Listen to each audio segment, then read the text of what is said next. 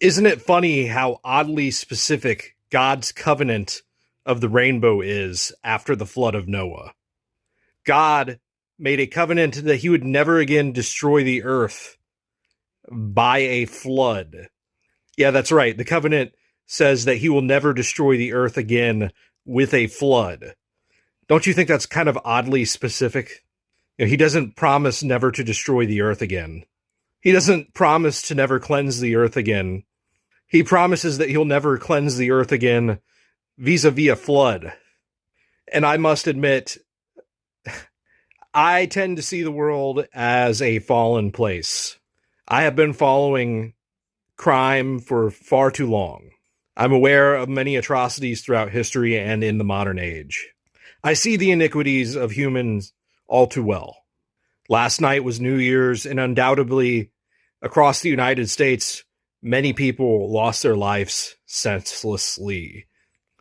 It happens every year. There's not a day that goes by that is not full of needless tragedy in the United States. Most people don't see it because it's buried in local news networks. But if you make a concerted effort to go look for the stuff, you'll find it.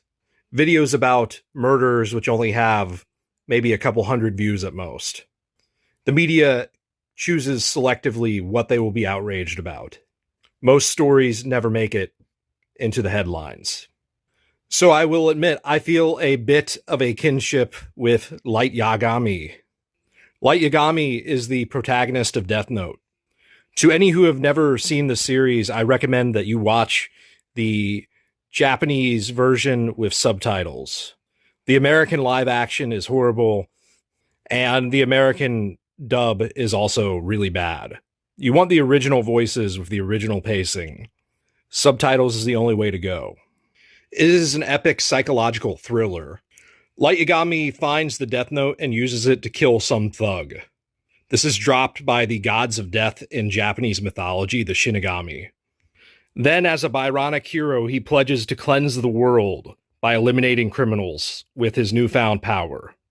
What ensues is a story about how power corrupts. In his pursuit of a world based on justice, he ends up having to make sacrifices and compromise his morals.